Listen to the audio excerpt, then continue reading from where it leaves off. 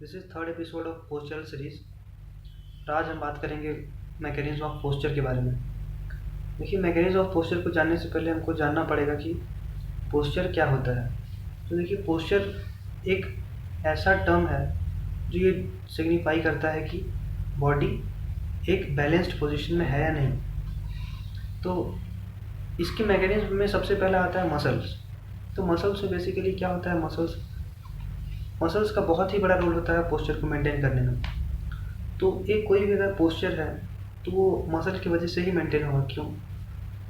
क्योंकि मसल ही वो चीज़ है जो पुल करके रखेगी इंसान को एक इरेक्ट या स्टैंडिंग पोजीशन में खड़े होने में। तो मसल्स में बेसिकली क्या होता है कि मसल्स क्या करेगी, मसल्स कॉन्ट्रैक्ट करेगी और एक साइड की मसल कॉन्ट्रैक्ट करेगी, एक साइड की मसल अपोज करेगी ताकि वो हाइपर एक्सटेंशन या हाइपर फ्लेक्शन में ना चला जाए। तो अब इसको जानने से पहले आपको एक चीज़ समझना पड़ेगा कि जो भी मूवमेंट हो रहा है बॉडी में, जैसे जैसे ये फ्लेक्शन हो गया तो flexion is limited bye extension and extensors is limited bye flexion. ऐसे इसी तरह कोई भी अगर मूवमेंट हो रहा है, जैसे अब एडक्शन एबडक्शन एडक्शन, तो ये मूवमेंट को कौन रोकेगा, इधर वाली मसल रोकेगी, और इस मूवमेंट को कौन रोकेगी, इधर वाली मसल रोकेगी। उसी तरह ये इंटरनल रोटेशन एक्सटर्नल रोटेशन, तो internal rotation is limited by external rotators and external rotators is limited by internal rotators. इसके बाद अब क्या आता है कि role of anti gravity muscles. तो एंटी ग्रेविटी मसल्स वो मसल्स होती हैं जो ग्रेविटी के अगेंस्ट काम करती है। मतलब ग्रेविटी क्या कर रही है, हमारे बॉडी को पुल कर रही है, नीचे की तरफ खींच रही है। तो एंटी ग्रेविटी मसल क्या कर रही है, बॉडी को इरेक्ट या स्टैंडिंग पोजीशन में रखने में मदद कर रही है। तो इसमें जो जॉइंट्स, अगर एंटी ग्रेविटी मसल्स में जॉइंट का जो पोजीशन होता है वो कैसा होता है, हमेशा एक्सटेंशन टाइप। यानी मोस्ट ऑफ द जॉइंट कैसे होंगे, एंटी ग्रेविटी मसल्स जब काम करेंगे तो एक्सटेंशन में रहेंगे। क्योंकि अगर वो फ्लेक्शन में रहेंगे तो बॉडी में एक लैक्सिटी आ जाएगी, और जैसे ही लैक्सिटी आई पोस्चर डिस्टर्ब हो गया। तो एक्सटेंशन में होना बहुत ही ज़रूरी है एक गुड और प्रॉपर पोस्चर को मेंटेन करने के लिए। आगे बढ़ते हैं। तो आगे अब ये है कि हर एक मसल में दो तरह के फाइबर्स होते हैं, वो मैंने बता दिया है पिछले वीडियो में। मैं रिकॉल कर देता हूँ कि रेड फाइबर्स और वाइट फाइबर्स। तो रेड फाइबर्स जो होते हैं ये बेसिकली रेड होते हैं क्योंकि इनमें बहुत ज़्यादा ब्लड सप्लाई होता है, रिच ब्लड सप्लाई होता है, और पिगमेंट्स की वजह से ये जो होते हैं रेजिस्टेंस होते हैं फैटिग के लिए, और बहुत रेजिस्टेंट होते हैं। मतलब बहुत देर तक एक हाई स्पीड में काम कर सकते हैं वो, और थकते नहीं हैं।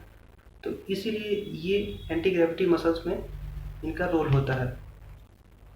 और दूसरे वाइट फाइबर्स होते हैं जो थक जाते हैं, और वो क्या करते हैं, जल्दी थक जाते हैं, और कोई भी अगर स्टिमुलेशन हो रहा है मसल कॉन्ट्रैक्शन के लिए तो वो तुरंत, वो फर्स्ट ऐसे फाइबर्स होंगे जो रिस्पॉन्ड करेंगे। सेकेंडली कौन करते हैं, ये रेड फाइबर्स करते हैं, इसलिए कम थकते हैं और ये ज़्यादा थकते हैं। तो ये मसल्स यहाँ पे ख़त्म हुआ। दूसरा पार्ट क्या आता है, नर्वस कंट्रोल। तो नर्वस कंट्रोल में क्या होता है कि न्यूरोमस्कुलर कोऑर्डिनेशन बहुत ही ज़रूरी है किसी भी पोस्चर को मेंटेन करने के लिए। तो इसमें जो मसल्स का इनर्वेशन होता है वो कैसे होता है, रिफ्लेक्स मैकेनिज्म की वजह से। और रिफ्लेक्स मैकेनिज्म आता है और पोस्चरल मैकेनिज्म। तो पोस्चरल मैकेनिज्म क्या होता है, पोस्चरल मैकेनिज्म और पोस्चरल रिफ्लेक्स। तो पोस्चरल रिफ्लेक्स को डिफाइन किया गया है कैसे कि ये क्या है, एक रिस्पॉन्स है इफरेंट इम्पल्सेस का एफरेंट इम्पल्सेस के द्वारा।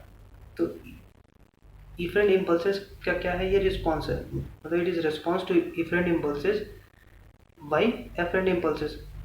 तो इसका मतलब ये हुआ, आप सीधा समझिए कि मतलब कोई भी अगर रिस्पॉन्स, कोई भी अगर स्टिमुलस जा रहा है ब्रेन तक, वो रिस्पॉन्ड कर रहा है और वो रिस्पॉन्स दे रहा है, मोटर इम्पल्सेस जा रहा है।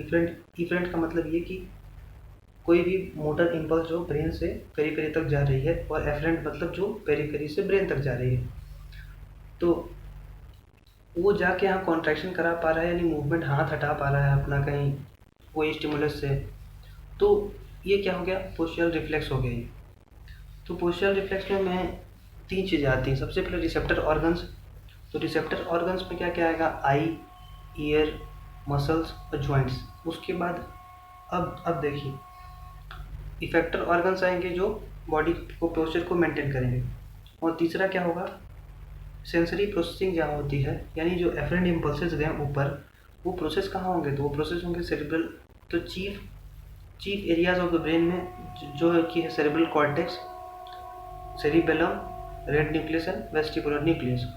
ये बेसिकली सीएनएस में है, तो यहाँ पर प्रोसेसिंग होती है। तो एक एक करके इसको समझते हैं क्या है। सबसे पहले मसल्स। तो मसल्स में मैंने बता दिया कि मसल्स में वो रिसेप्टर ऑर्गन्स है, वहाँ रिसेप्टर्स प्रेजेंट होंगे कहाँ, न्यूरोमस्कुलर मतलब मसल के स्पिंडल्स में। और वो क्या करेंगे, मॉनिटर करेंगे कि मसल में टेंशन हो रही है या नहीं। यानी अगर मसल में टेंशन हो रही है, टेंशन यानी खिंचाव, तो कोई भी अगर मसल में खिंचाव हो रही है तो मतलब वो कॉन्ट्रैक्ट कर रही है, यानी वो एक्टिव मसल है। अच्छा, तो अब आता है ईयर। ईयर में क्या, ईयर में ये बताया गया है कि देखिए, ईयर में बेसिकली एर्थ नर्व होती है, cranial nerve, eighth nerve, vestibular nerve का जब स्टिमुलेशन होता है तो वहाँ पे मूवमेंट होता है, किसमें, फ्लूइड में, जो प्रेजेंट होते हैं कहाँ, सेमी सर्कुलर कैनाल्स में। तो ईयर में क्या होता है कि ऐसे आधा सर्कल जैसे कुछ कैनाल्स ऐसे ऐसे प्रेजेंट होती हैं, जो एक के ऊपर एक ऐसे होती हैं। तो इनमें कुछ कुछ फ्लूइड होता है। कैनाल मतलब आप ऐसा समझिए कि खोखली पाइप है जिसमें कुछ पानी भरा हुआ है। तो ये हम इसलिए समझ रहे हैं क्योंकि इसके मूवमेंट के साथ हेड भी मूव करेगा, तो इसका जो फ्लूइड होगा इधर से उधर होगा, तो पोस्चर डिस्टर्ब होगा।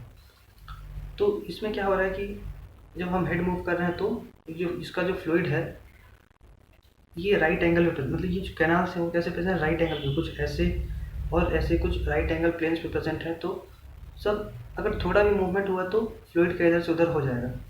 तो इसलिए हमको इसका नॉलेज होना बहुत ही ज़रूरी है एक पोस्चर को मेंटेनेंस के लिए, इसीलिए इसको रिकॉर्ड किया जाता है। थर्ड जो आता है आई आता है। तो आई में क्या है कि हम बेसिकली देख सके कि अपने सराउंडिंग्स में क्या क्या हो रहा है, और अपने सराउंडिंग्स के हिसाब से जैसे हाथ, पैर या pelvic tilt, shoulder inclination declination, तो इसको मिरर में हम देख करके ऐसे समझ पाएँ कि क्या हम सीधे खड़े हैं, क्या हमारा पोस्चर बेंड तो नहीं है, और थोरेसिक स्पाइन जैसे आगे की तरफ नहीं झुका है, शोल्डर ऐसा नीचे तो नहीं है, कान का पोजीशन कैसा है, पोजीशन ऑफ निपल्स कैसे हैं, तो ये हम देख सकें। और लास्ट जो आता रह जाता है जॉइंट्स। तो जॉइंट्स में क्या है कि जॉइंट्स के जो रिसेप्टर्स जो जॉइंट में प्रेजेंट होंगे वो स्ट्रेच होंगे, और जॉइंट्स एक पोजीशन मेंटेन करके रखेगा। जैसे मैंने बता दिया कि एक्सटेंशन टाइप का वो मूवमेंट को मेंटेन करके रखेगा ताकि एक इरेक्ट पोजीशन मेंटेन हो सके। और इसमें जो चीफ सेंटर्स हैं जो मेंटेन करते हैं, सेंसरी प्रोसेसिंग करते हैं, वो हैं वेस्टिबुलर न्यूक्लियस और रेड न्यूक्लियस, सेरिबेलम और सेरेब्रल कॉर्टेक्स। तो ये यहाँ से पोस्चर रिफ्लेक्स यहाँ से ख़त्म होता है। और ये उम्मीद करते हैं ये आपको मैकेनिज्म समझ में आया होगा पोस्चर का। और आगे हम बात करेंगे पैटर्न ऑफ पोस्चर के बारे में, जैसे गुड पोस्चर और बैड पोस्चर्स क्या होते हैं, कैसे हम गुड पोस्चर मेंटेन कर सकते हैं, बैड पोस्चर को कैसे अवॉइड कर सकते हैं। तो ऐसे ही मिलते हैं नेक्स्ट पार्ट में, तब तक के लिए धन्यवाद।